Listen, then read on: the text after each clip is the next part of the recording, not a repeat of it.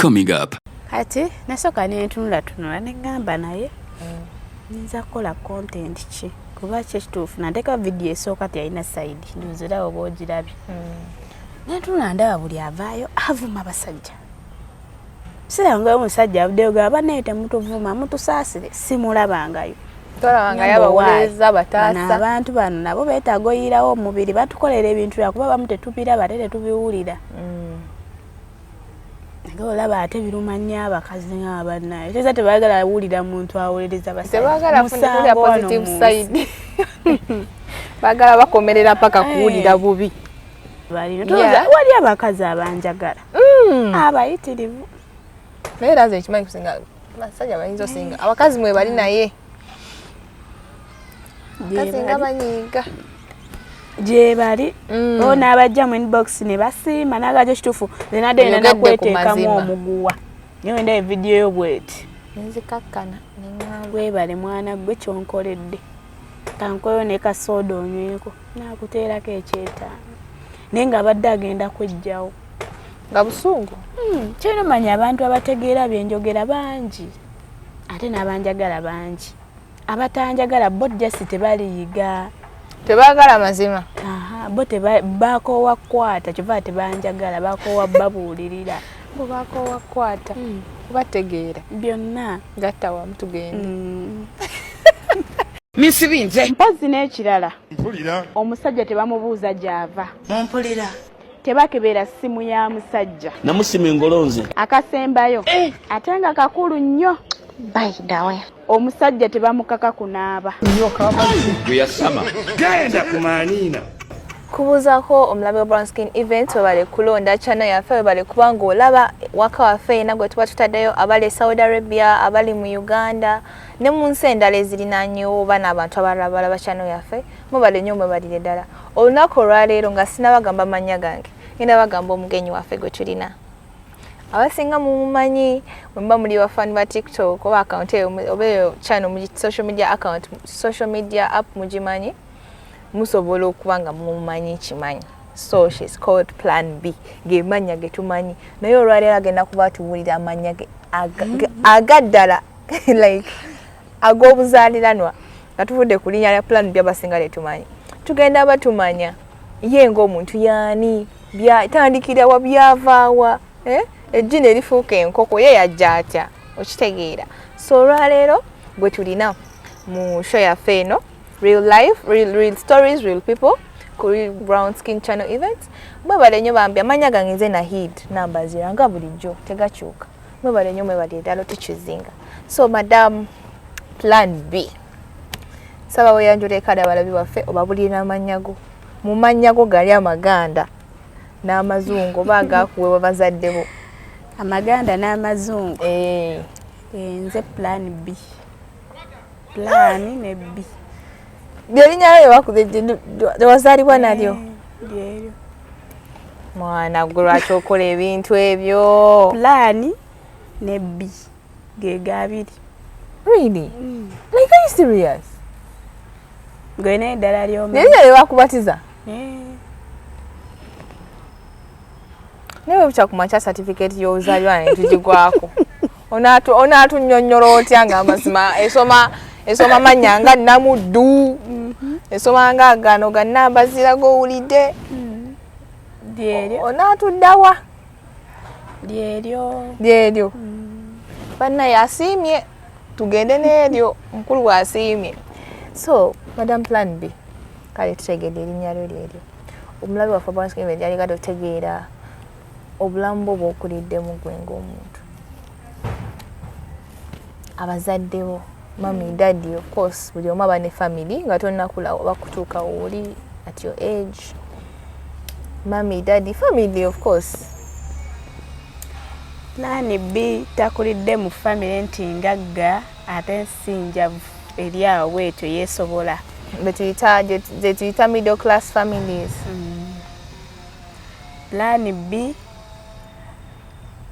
ayinza okuba bazadde be omu teyamulaba nako okay that's so bad and that is who daddy mami oh mama kati n'atandika mpola mpola okuyiriba teyasoma nnyo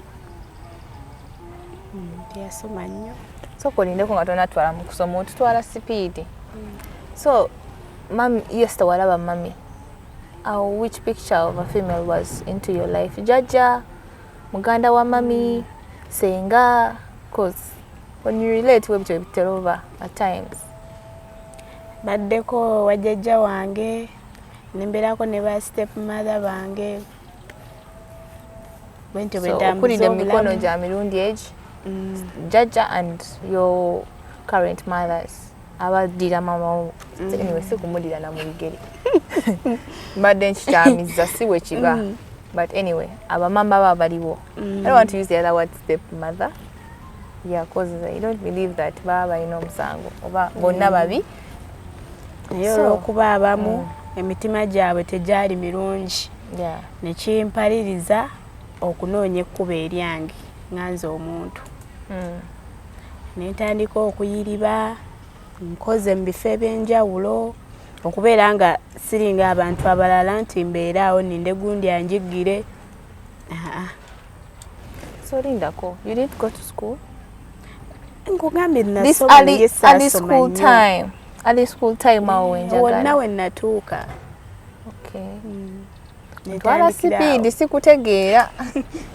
Oyagala ebimu oba tubibuuke tubiveeko.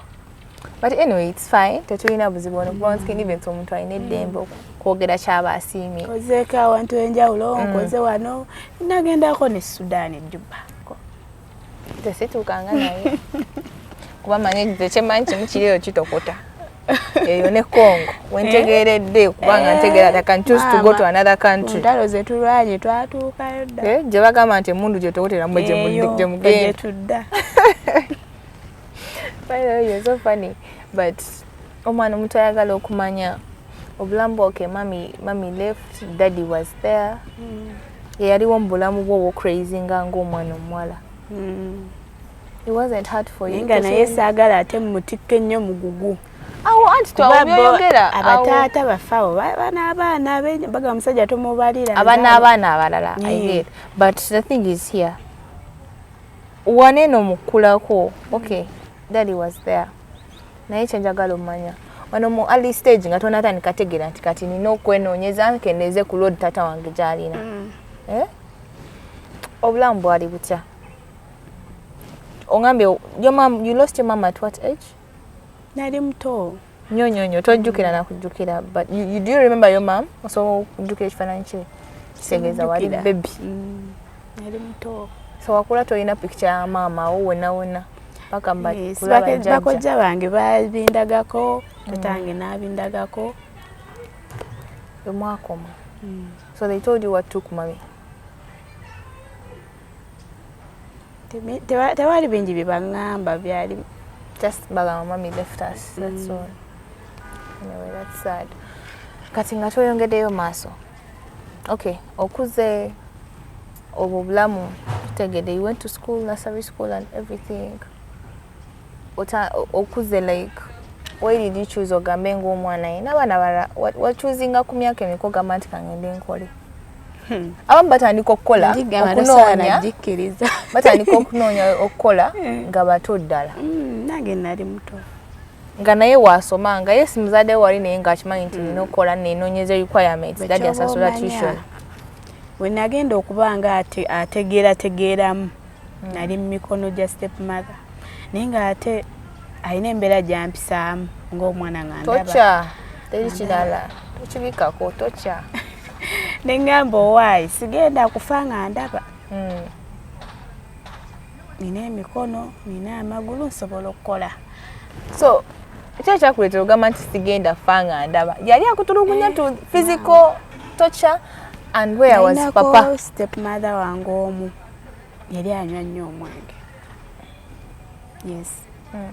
Yalinawo yali asiikira ebyennyanja saidize ewakiso. Naye nga kasita bigwawo ebiti oba wesuka saawa zakawungeezaawo. Yalina nga akafo akabbalamu yagendanga. Nemugenda n'akuleka wali ku mudaala. N'agenda n'atamiira. N'amala ng'alina yafuna wawungawo gayi ng'amwerekera banga alinga amujjukiza nti walese omwana ku mudaala. Then bakupiikinga naye ng'agenda kujja anywa mu buli bbaala. ngewaka mujja tuuka 7 gwa kiro kiki kati nga mzeeyi taata tolidde ngatalina tabimanyi oba ebyo batabitegeera bamanyi omwana namuleka mikono mituufu ate baba oluusi batambula namala wiiki namba mwezi nga tali waka ng'ali mu kkola eyo nebbanga ng'okibeerako kuzunza mu kiro kati byansindiikiriza ninga waayo anve waka muzeeyi tewatuukako n'omugamba cause I know there was time n'akomawo ewaka omwana yenna abadde ayita mu hard time muzadde we abeera curious oga omwana wange ng'ali alabika ali stressed omwana wange ng'alina ekitali nze nkuze saagala nnyo teekawo mbeera mu bantu ati nga mmanyi wenna agamba muzeeyi wange jjajja lowooza oba nina lugezigezi oba kale toyagadde bwagazi mamiwo omupya si butamwagala anti wayinza olowooza naga omwana onakati yasiima ono omuntu kati nga naawe ogamba at least kanveewo walireeta omwana omulala yenna gwabazzeemu bbeera naye at least ali kimugamba. So for you choose peace, you choose to walk away. Ekyo gyali myaka emeka? Nzagala okugamba emyaka gye natandikirako okuyiriba. Manyi there is a story I made. Naye n'emyaka 13. Yatandika okukola ku myaka yatandika okukola ng'ali mu P7 around myaka 9. Emyaka gyali 13. Nga wakeeru noonya 10. Nentandika nenkolakayo egyo emirimu gy'awaka osigala egyo. Kati olwo wanamanyi otya nti kati bwemba nonye omulimu nonyerwa house girl. Anti wawe emirimu ye nga ku myaka gy'oliko wabeerayo emirimu nga ku myaka gy'oliko tebasobola gikuwa. Kati ng'olina tandikira ku egyo. Kwera house helper. Sobeera abaana abasinga bakola ewaka. Waka g'abantu baana bato. Baba bato. Ate kasoba ng'omanyi fumba kusiimuula koza bintu. Babosi abasinga baba banoonya muntu akwatagana bulungi na mwana we. Kasita omwagalira omwana buli kimu kiba kiwedde n'otafumba ne bw'otayoza bintu ne bw'otakola ki kasita oba ng'okwatagana mwana yalidde yayambadde mulamu kyeba basinze okwetaaga. So bw'otyo ani yakuconnectinga ku mulimu gwo ogwasooka ogwa Bwakadaama mu Uganda? Kubanga nina mukwano gwange naye yali just yansingako naye olw'okuba yalabanga embeera gye nayitangamu nagamba at least obeera wano oyiyayo ekintu bwekino ogira ng'obeera eyo omanyi wooli ate ng'ogenda kufuna ne kasente. Kino kyokwera maid okusobola oba nawo ashuwadi emmere eba ashuwadi nono ogenda mu maka gye bamma emmere wokitegeera. Tewali nkoze maka mangi gye nkomye okugenda nga nkula. N'obirabako nti wali yasooka okufumbisa enkoko n'akuwa mukene. Naye we nasookera tebaali bantu babi. Mbaza yali na Nnaalongo atasiibawo naye ng'ambeera n'abaana baali ba myezi 6 naye ng'ambalabirira bulungi kyekyasinga n'okuba nti anjagala nnyo nga nkwatagana n'abaana. What else ng'omuntu akwagalidde omwana atalina buzibu? So that was walina friend wo oyo tudeko walina friend wo eyaconnectinga ku mulimu ogw'aba maid ogwasooka. Ogamba experience yo teyali mbi. That was your time, the first time you were introduced to your own money. Gwasooka okuba ng'ofuna ssente ez'ogwasooka. Ese ebisinga bano batataffe batulekera abantu ng'asomugamba omwana ayagala kino biki n'aweereza ssente. Naye nga tezikutuukako ne byeyagala tobifuna byeyayogedde. Kati okusinga okuddaawo olabe akagoye ka neighbor kuwayo okaanule ng'akozeemu asinga ne yeegulira akake. Kuba ebyo biteetera abaana bato okuba nti beemakula. Nekimanyi nti wafuna machuwa mind nga bukyali. Oba embeera yakuteeka mu layini wali toweetegekedde. Ensi yo kennyini ensomesa etandika omulimu gwayo. So your first money, how was the feeling? Excitement. Zaali ntono kati sano mba nziraba nti ntono. Yes, naye luli zaali nyingi. Kuba omwezi gyali emitwalo gyali 4. Naye nga oli ku baana aba 2. naye ng'olaba tokirina mu buzibu kasente. You get something in life. Kiki wasooka ozikolamu? Yanasooka kwetuusaako byenjagala ekiseera ekyo oba tolina bo buli kyowulira nti kyobadde omisinga olukwata akasente wepa ng'okyetuusaako.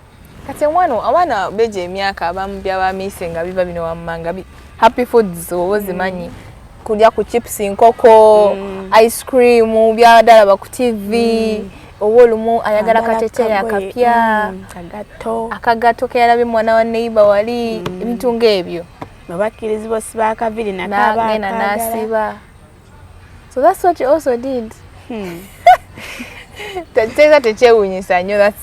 Of course ng'omwana yenna bali bagenda kugamba nasavingako omutwalo nenkozesaako ebisatu because the way sente omulundi gw'osofuna sente batasaana babo obwongo batobulina kweje emyaka obanga alaba ez'obwereere obanga alonze nnyo oba olowooza bintu byolaba nga biri ize kwambala kulya kola ki nakyali wange omugamba saving agamba wenfenca back then agamba wenfenca kanzitye eyo ndowooza y'abantu batagenda kukulaakulana but we were young by then naye kati ye nga n'akatini kali takasavinga agamba kiringa muntu kubanga bamukyalidde nga alina ebyokulya bingi mu keesi tebakwebaka weweetalawo ati mu keesi naye gwe engeri okulabira nnyo oterekako wenfa ekiro eba ansa gyakuwa.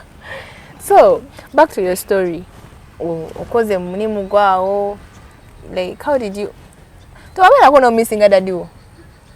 Ate era omuntu obanga era obadde tobeera naye ebbanga ddene omutima guba gwagubadda bwe yakomangawo era yamala n'ategeera kuba omuntu osaava waka bw'otyo nga tolina nsonga era yasooka era kwewaggula kw'abaana naye nga nzija ewaka nga waali n'abuuza obeera nga nkolera waali kubera tewaali waka era waali ku kitundu okwo nga kwenkolera tewaali wala teyekyanga tata alina buzibu ng'asobola okutegeera.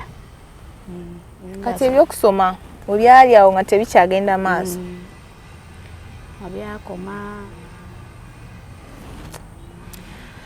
niwe kyanaku naye kasita tuli balamu ne sente tuzikoze kyekirala tuzikola tezikyajja. So I want you to take me to your throughout emirimu egyo gy'ozofuna the hardest job amaka manyi nina abantu benze njogerako nabo nagamba waliwo ennyumba gye nakolamu nga mulimu ebintu ebyewuunyisa. About in that session of you being in that bracket, that humbling life, olumu ogenda mu kifo n'osanga nga embeera zaabwe oba culture zaabwe tojjazwa naye you do adventures n'obiraba n'obimanya n'ogamba guno omulimu nalabirayo kino ng'ovudde ku treatment abamu ku mamere bikikosoza casual things. Tewaali kyamaanyi sirina byenyinza gamba nti naaba kino nga sikitegeera ajesi empisa z'abantu eza bulijjo kweyisa bubi kuyombayomba abasiima baana kubanga babakuza bubi nga bamanyira kikyo kyokka. Webaze Mukama abaana balabye ebintu mu Uganda wano nga si walala noku bino bakadabe babagamba bannaye baba alina omusota mu nnyumba ne wano wegiri webaali ababikola ngadduka ekiro mu nnyumba eyiye nga ye bosi naye nga gwe oba mu nnyumba nga ye asuze weeru. Anyway nga tuvuddeyo eyo njagala omuntu omulabe waffe wa Brown Skin Events omunnyonnyole how did you come out to where you are? Of course kati the story is kind of humble. Obulamu bwo tebwali bwangu kitege kwa teri muntu asakyuzinga ekyo nga alina solution endala esinga kweyo. Era naina yali mukwano gwange nga tuli ba best nnyo era waba alina bu meeting wagenda mwebutyo waba agenda waabwe nga mwerekera waba alagawaye nga tetuteŋŋana mwava kuva eri kati nga wabeera mu meeting ng'obwo nga mbaako kyenjogera nga balaba ate kiina oba nga kyamagezi era nga atambula nnyo nange kubanga amanyi kyonna ekinaaba kinfulumyemu kijja kubayamba gye tulaze. Kati naŋŋamba naye lwaki nze engeri kintu kyenkulabamu akimanya osobola otuuka n'okola ssente ku ekyo ky'oba oyisizza mu kamwako nembuuza lwaki ne tukola vidiyo twagikola nga okusaaga tukola ka vidiyo kafaawo ne tukasuulayo tabola akatambula eyo app ki social media gundi ki no TikTok enyini so seera si byadda nnyo si byadda TikTok yakajja wano jojuzi si byadda naye twatandika bwetyo mpola mpola emirimu gitandika okujja akasente gatandika okujja kati ne tukituula miduga naye lwaki tofuuka manager kote wafuna zi hustle za content creation nze oba buli muntu kamera iganye simunfu bakuvumyemukko ogenzeko muzi depression because people go through this Gowajja oli solid. Ogenda okujjako ng'osose tegeera mitendera gya. Naye olabika wali solid. Sebo teri atategeera mitendera. Naye abaana bookya. Bakwokya n'ogamba yayayayija. Era bookya batabitegeera. Batali bagumu. Ne bakoma okwokya ate baba bakuyimusa. Kati ulwe tulaba akoleza ga yongera n'omulala kumamu. Kati batulinnya. Okay. Ngomanyi oba okumamula lugo. Nera kweddira wali nsabe busabi mwongeremu mu kumomyo teguzikira. Okay. So ka video kakasoka ka performing akatya. Wagenda labirawo ebintu nga buli wamu nawe weerabako. Nalaba ngamba akolayo ku TV bweti konzo olimba. Notandisa obukawo program ze babukubangako ku ma TV agenjawulo. Ngamba olimba lumu nange nenneegwako nennera nga ebyaddala. Ayo manyi bakusudiye. Nga ebyaddala. Nenga ekitegeeza byenjogera abantu babiwulira olaba bibatabula n'emitwe tebeebaka. Babiwulira sijja sirika. Nyongeramu amaanyi. N'osigala mu layini yeeyo. Era wagira mu layini yakuba sayidi y'abasajja. N'osigala eyo. Nenga like mwavayo nga onagamba nti njogera bwogezi ku nsonga ne mwogera then omwana ogamba anyway kantwale no line maaso oba wajja okimanyize content wange agenda beera we no line kati nasoka nentunula nengamba naye nza kukola content ki kuba kyekituufu nandeka video esooka teyalina side nduzira oba ogirabye nentunula ndaba buli avaayo avuma basajja. Sira ngo omusajja abudde gaba nete mutuvuma mutusaasire simulabangayo. Tolabanga yabawuliriza bataasa. Abantu bano nabo beetagoyirawo omubiri batukolera ebintu yakuba bamu tetupira batete tubiwulira. Ngo olaba ate birumanya abakazi ng'abannaye. Teza tebaagala awulira muntu awuliriza basajja. Tebaagala kufuna positive side. Baagala bakomerera paka kuwulira bubi. So that's how you took your line. What were osigala ng'okola content watyo. So tuddeyo ke mabega ng'ogamba kyaliwo gomaaso okukola naye ka video akasooka. Mwakera bukazi mwakya n'ogamba kafuuke manager? Oba waliwo ebyajjira ka video ako n'ogamba ne kati omanyi? Jesi twatuula. Kumaye ebintu bino ebiyingiramu ebya ssente batosobola kimaliriza ng'oli wekka. Omanyi? Kuba aba manager balina meetings basobola omaliriza nga nze sobola zimaliriza. Kati n'ogenda tugeze bakwise ku cafe Javas ne bagamba omanyi ogenda tulangira lwakuwanga emmere osobola okukolerera emmere. Yes ogamba ate kisoboka oba tolina ssente bwe zituufu sigenda kukola. Kanze oba tolina bukadde bubiri sikolera. Plan biwa beeyi muko. Ebyaddala sikolera.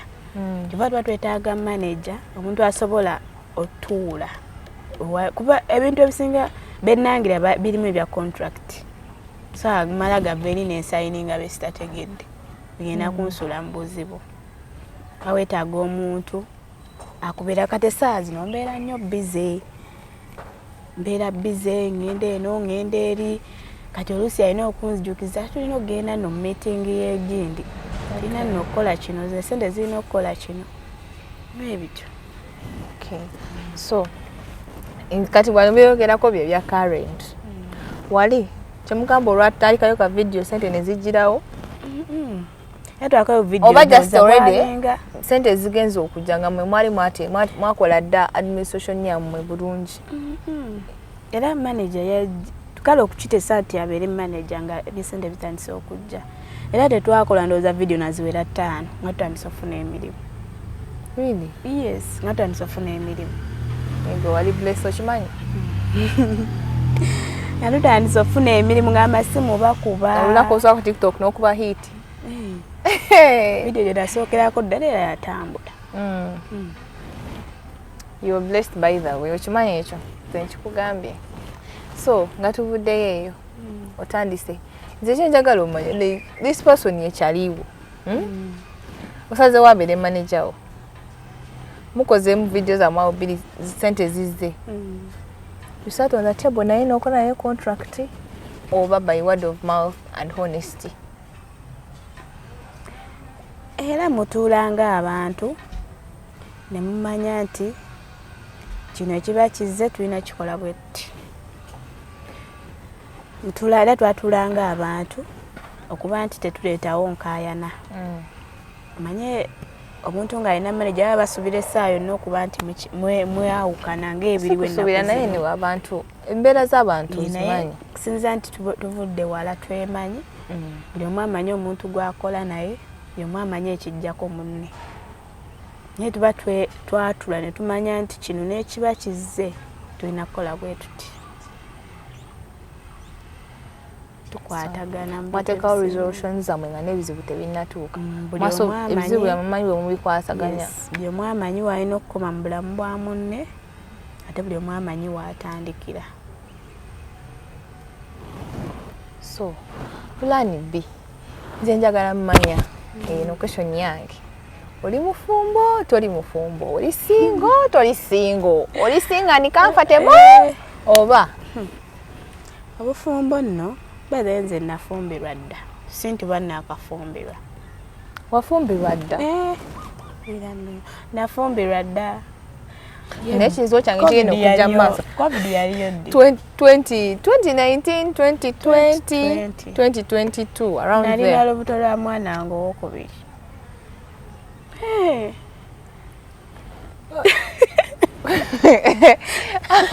Nga tolina walaga tolina abaana ababiri. Babiri bokka. Nina abaana abo. Yarabbi ya Nina Jeremiah, nina Ethan, nina Madina. What? 3 kids. You don't look like 3 kids. Bana, kinsuseeko kanfune we neekwata. 3 kids. Neekwata kizamma. 3 kids. Bannange. I can't believe. Wallahi, I can't believe. Oba bagamba genda ofumbira omuntu namusose banga asose fuko baka ngambe oba kyogere wende gasebeera kyaliwo ate mukwatagane. Sijaga nti nafumbira kyaliwo naye kubye nayitamu byansindikirizo buyingira nga nkyali naye ate era nenywererayo.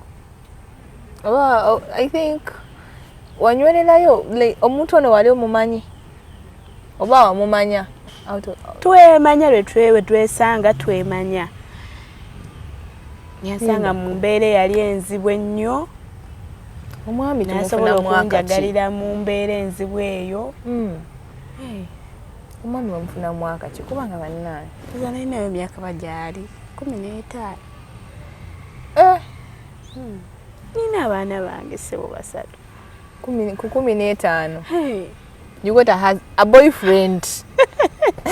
Tetugenda gamba husband. Kwa nsera yakaita nafuka husband.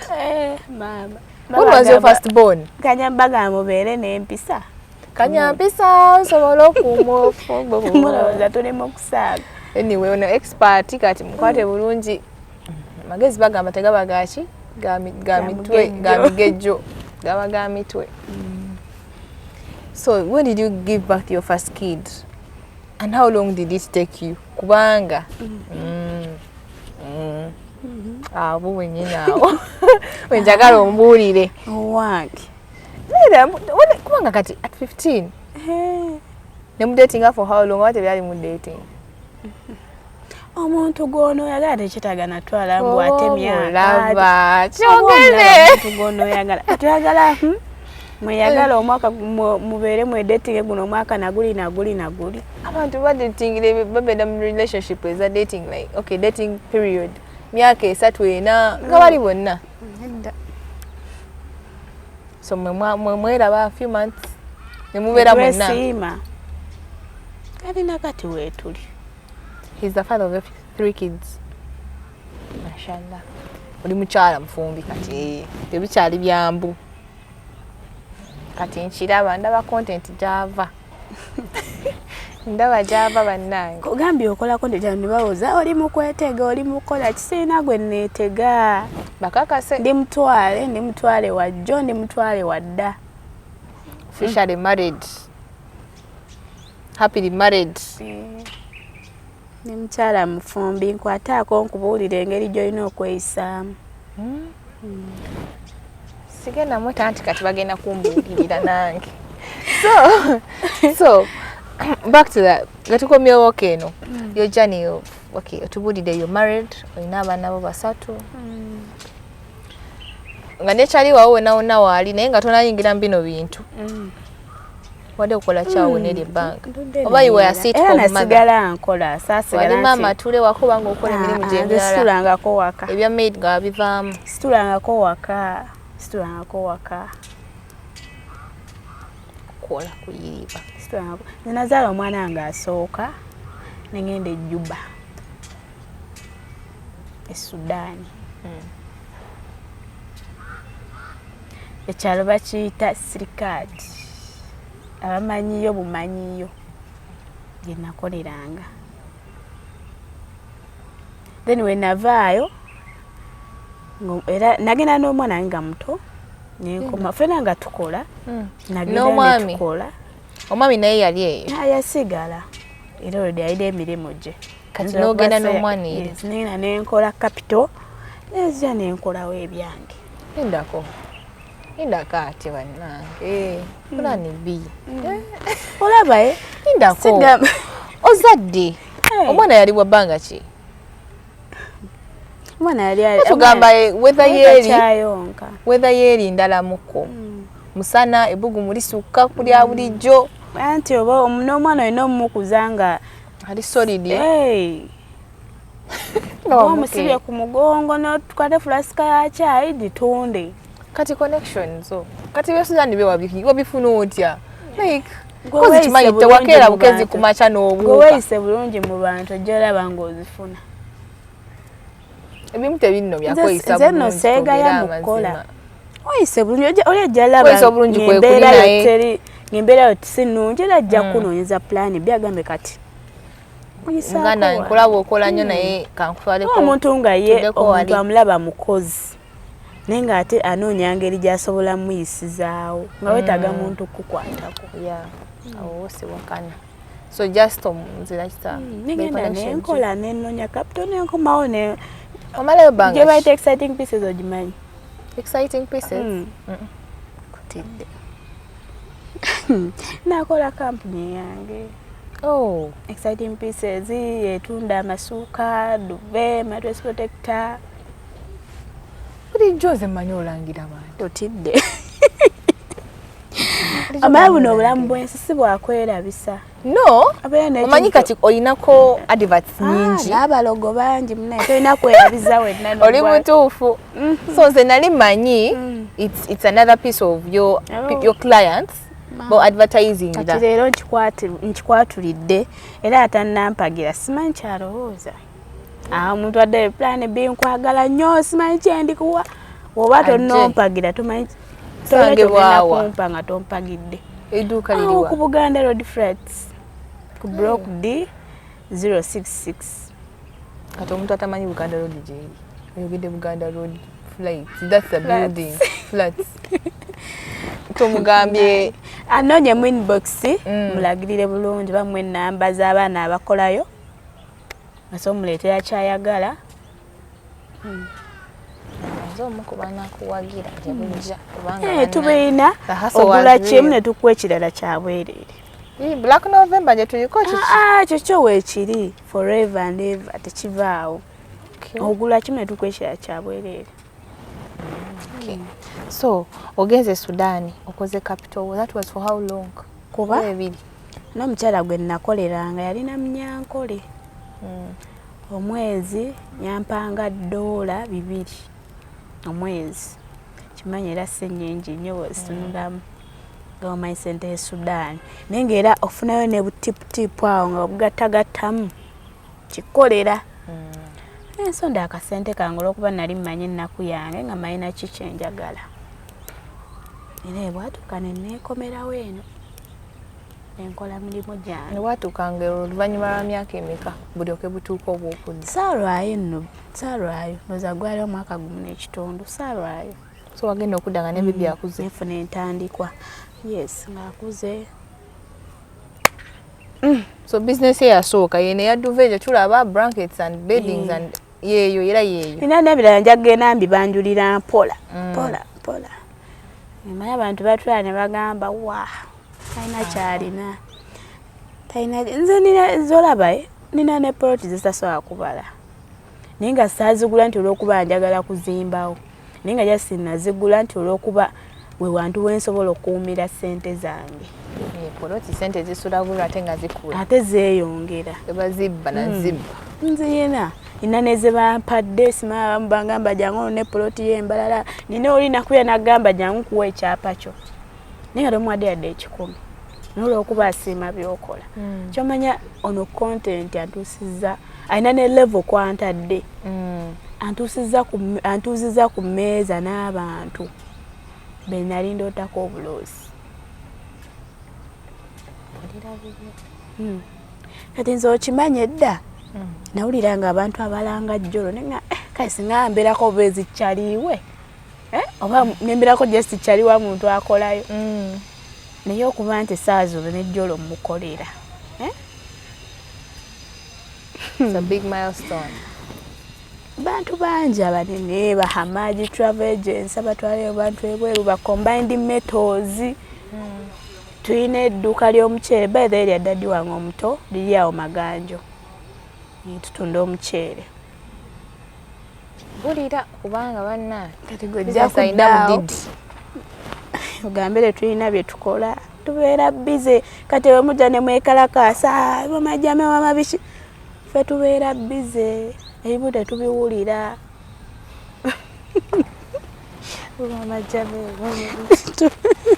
Ndo bayita mama Jameo bonna wagaba mama Jameo be babadde ne batuwogganira nga bakola ki ate nga yasiba wakanga atudde nze kameeza. Omuntu yenna nga muneeyongerako n'omuntu gw'olina simanyi lwaki oba omukazi oba otuula ewaka tuula ewaka at least ng'obuzaayo mwezi gumu ozaale omanye nti mwezi gumu ngenda bandi nakawere esigadde kola. Bulira babulira nze sina experience mu ebyo gw'ogirina. Tobyenensi ku myaka gye nnina. Omuntu bayinza okundaba n'agamba oba yeeyogeza. Tobyenensi. So ebintu byayogerako si byakunyumisa mboozi naye bya ddala kuba yeye yabiyitamu. Gye tuvudde ffe tumanyiyo. Nze tekyali muntu asobola kuva eri n'anvuma ekigambo kye nga kiva eri nga sikiwulirangako. Tukulidde mu bigambo. Muli solidi tukulidde mu bigambo byonna bitebiba bipya biba zaafuuka nnyimba mu matu gaffe. Ntima gyaguba gyakaluba. So wano waliwo ebika waliwo ebintu omayinza nakumanyiramu oli content era temanyi era yinza okyalimu naye naku zino ngenda nabo oteekamu other people like si other people naye ndowooza era yeggwe soka otunyonyolemawo kabaka edit atya tuzaawo omulala wali n'omugamba hajati tuliiremu nokola comedy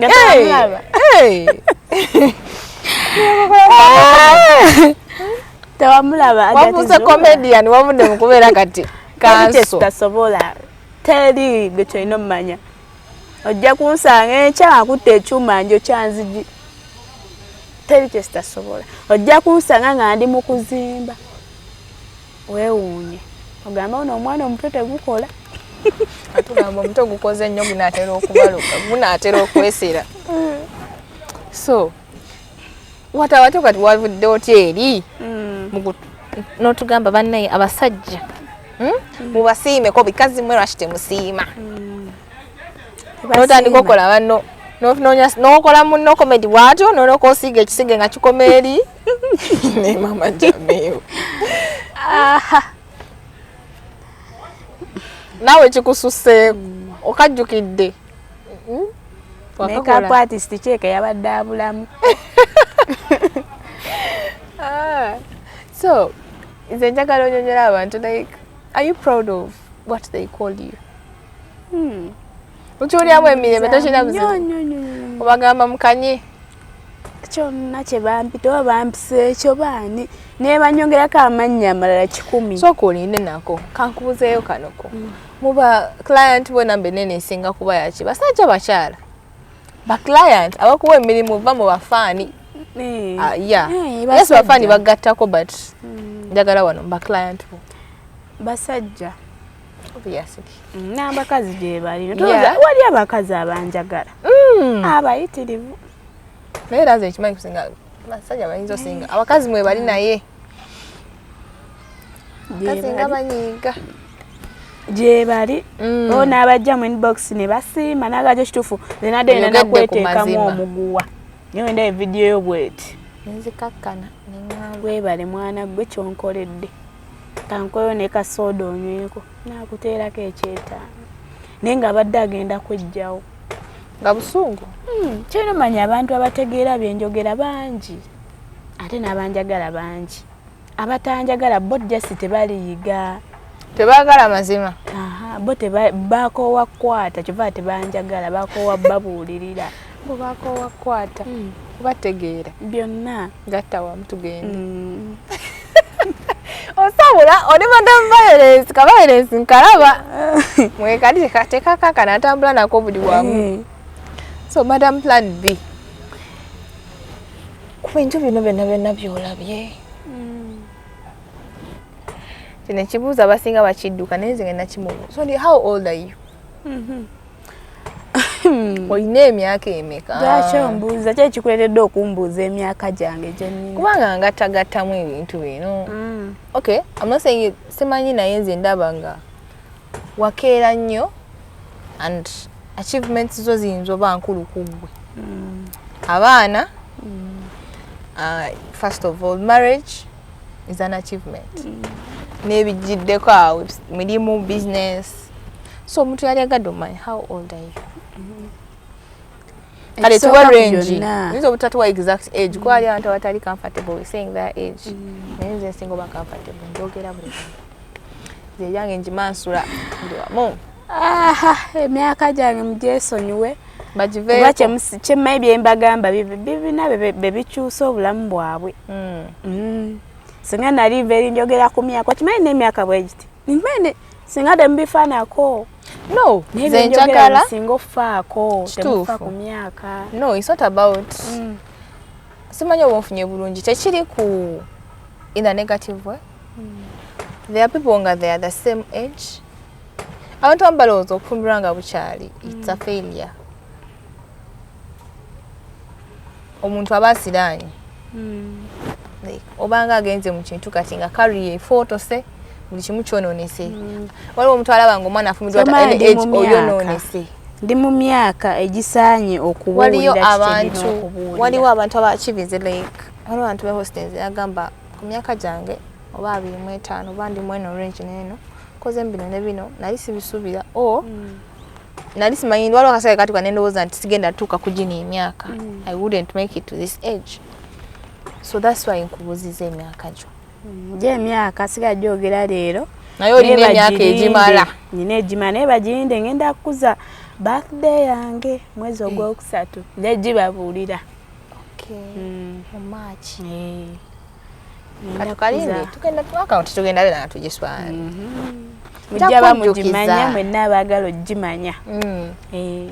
So gwe tujemo wakasiko eyakutuusaawo. Wakasiko oyo gye watandikira okukolako nti tebe ddala akasookera ddala weyalabanga bikola n'akola ati naagala tumbenga musasula neweekyanga naye lwaki oletowa ku munno ku bizinesi naawe nali nange sinnakikuba nnyo kiri awo naagala mbeere nga mwaka sente okukolerawo ate nga nange nga kaali kasiko bya ddala kasiko kubanga laba si poloti ya gadene eringa gadene naye erimu kalitunsi mbeera mwaka weewa akalungi kati ng'obayitamu n'ogenda yali mutuufu omugamba obutamulinnyirira yakoowa kuba ali oyingiranga mu bintu bye byataddemu amaanyi. Dali erede nali mukozi nentuka kale nga sikyali mukozi nga ntandise ofunamu kasente gasigambwa nga tokyagambwa nayagala musasule nga nengera ku ssimu ye ngono essimu sabe kasente tampiteko nga laba oli bigere bitaano mu maaso.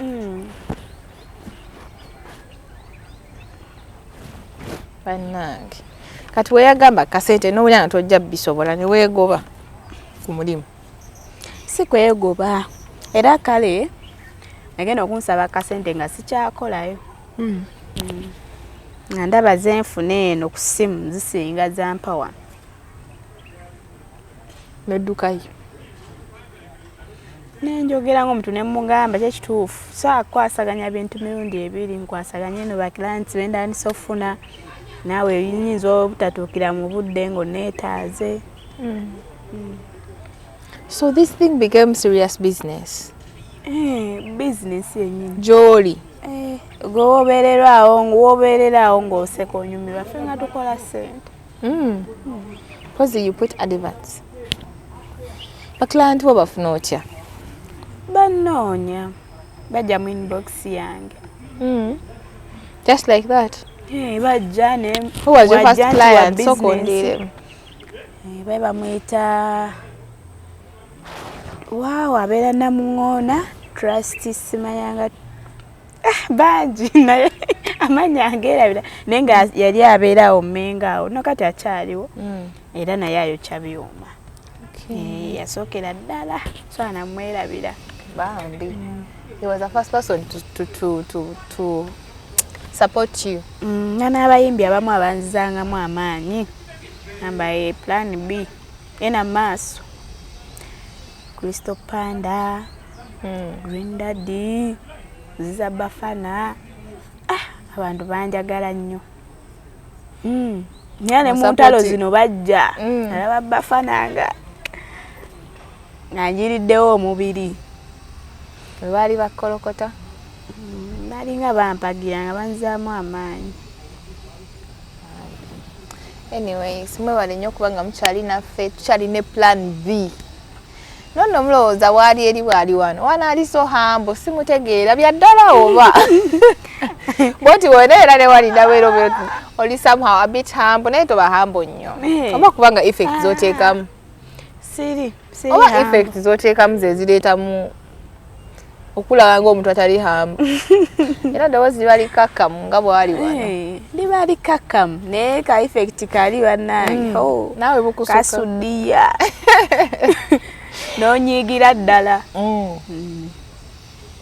Miss Winde nga bannaye Miss Winde aliwa tulabeko. So oyale nnyo okuba nga mukyali naffe. Thank you so much. Tukyali ne plan B atunyonnyola gye nvuddewe bekyali badde tukiyita oba obulamu bwayiseemu tukawati obadde bwangu. Things have not been that easy. Ebintu tebijjidde ku silver plate. Tali plan D kid mulekwa at the same time ebintu ebibadde byangu.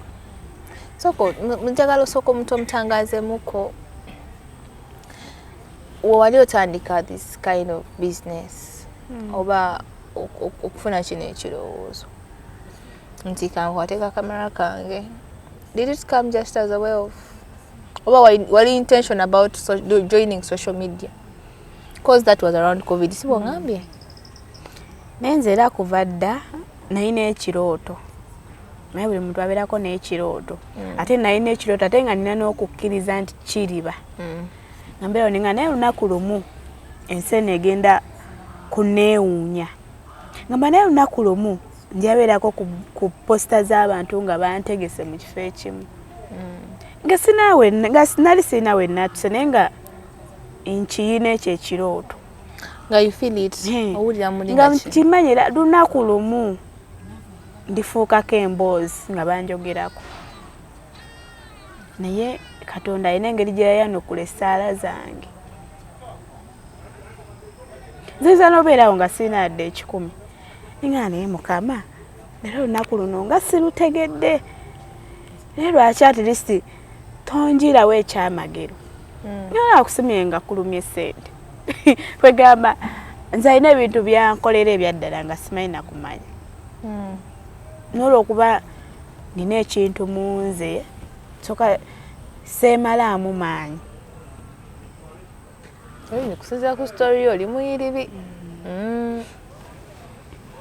you don't mind what it is kiyingira kisaabala busaabazi kyosangawo kyotomera nze nayagalanga nnyo ebintu ebyaddala nayagalanga nnyo n'ebintu by'okuddawo nengegenya nyimba z'abayimbi era mmanyi nnyo ekikadde nze nga nakuyimbidde ekikadde zakumbuuza goliwamukahitikamu abakumbuuza goli mu kikadde ani asinga okuyimbira gw'owulira abo bafina amasanyalaze abo ba Sophie Gombya ba Stations enyimba zaabwe ezedda kale njagala nnyo ekikadde ebyaddala balina mu biruba ekyo ekikadde twaliza wamuyiwa an old brain in the younger body njagala ennyimba enkadde ebyaddala kuba abantu batona bawuliriza ennyimba ezo tatange lumu yaŋŋamba ngenda lumu ggula akagaali nkusibeko nkuvuga emabega nga ntaddeko music ng'ogenda oyimbira abantu oyagala nnyo okuyimba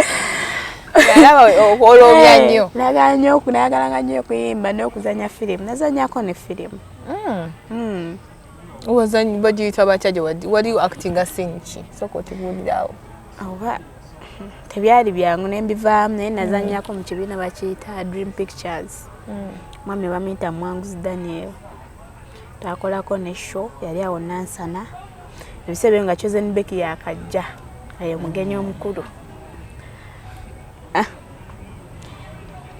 tebyali birungi tebyali byayo riziki yo teyali eyo mukisa gwo kyaka tegwali eyo nayagalanga nnyo ebintu by'okulabikira ku mpewo awo nga nina engeri gye mbavugamu awo kati otulina mulina engeri gye mbavugamu kati ojja tuvuga mukwano kati mbalina yoso fiiliti nti amasanyalaze ate ogera ekintu omuntu n'alema n'okwebaga ng'akyakirowoozaako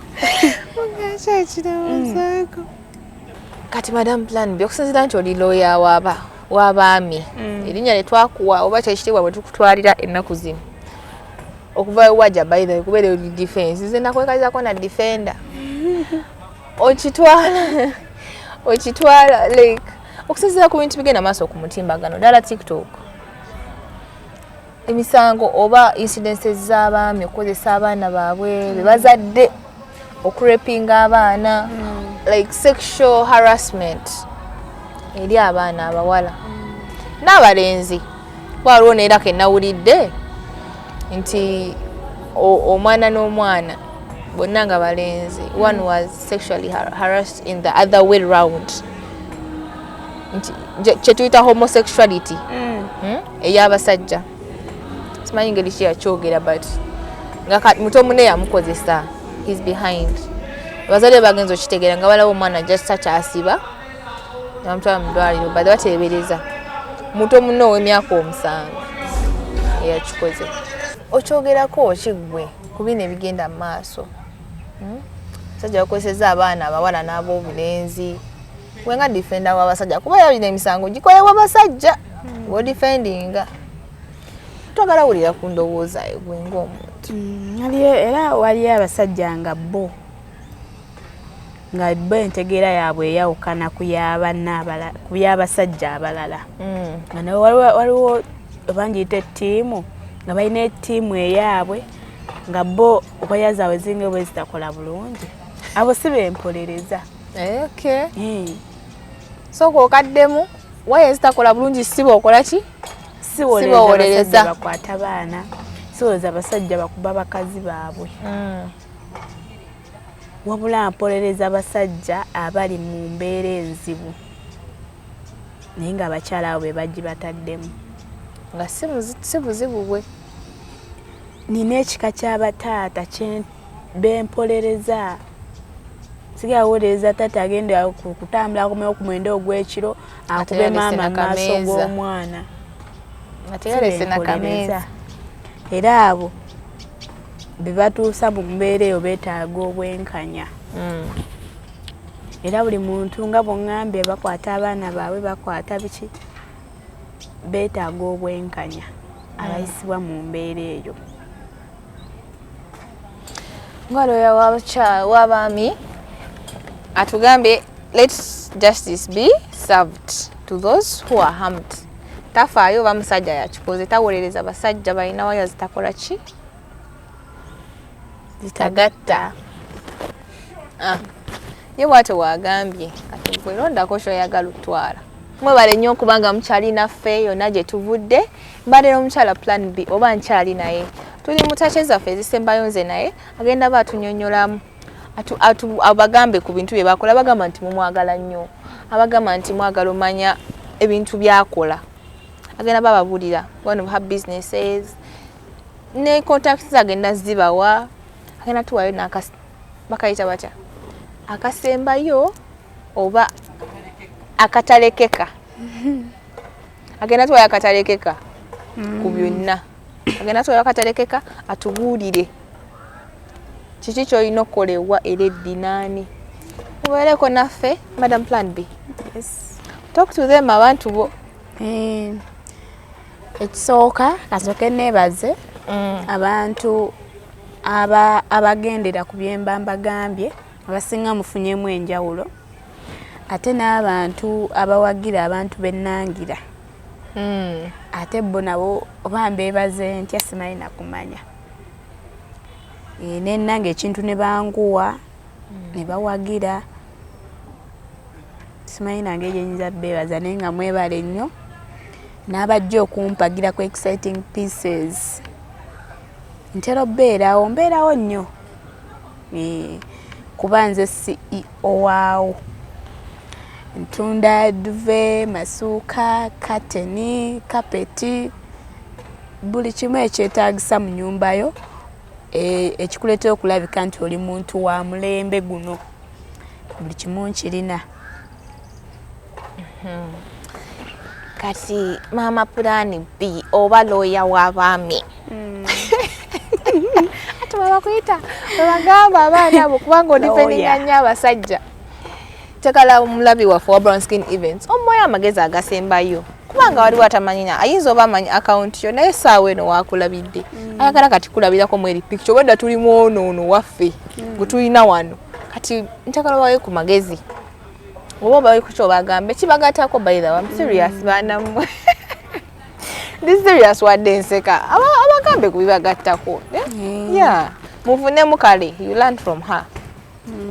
Omuntu yenna ng'olina ekirooto kyo tokitwala awo nti ffa. Fuba nnyo olabe ng'otuukiriza ekirooto kyo ekyo ky'olina.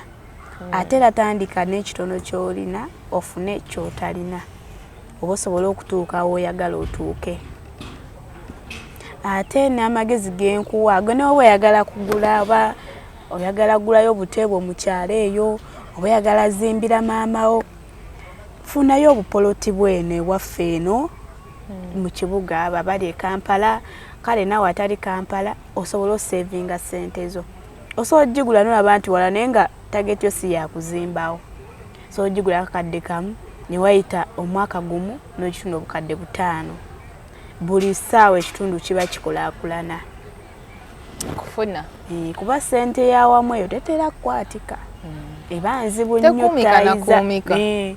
Naye weeteekeko ebbanja omanye nti nfunye poloti yakamu ekitundu nsasuddeko 5.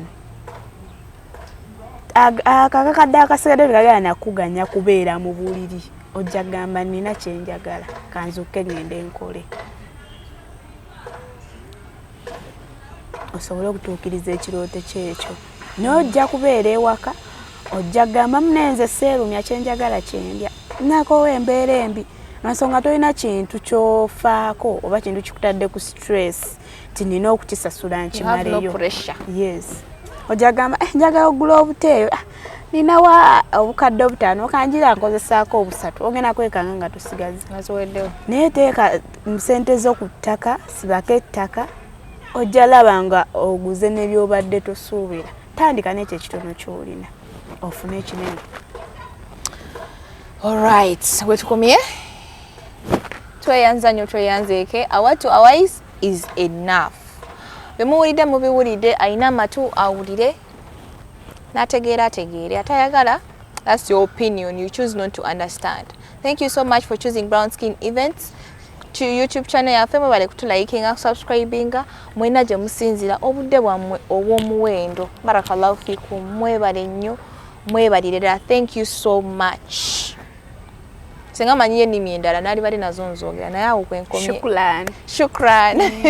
Thank you so much. Plan B akampade but thank you so much. Musibe bulungi mweraba.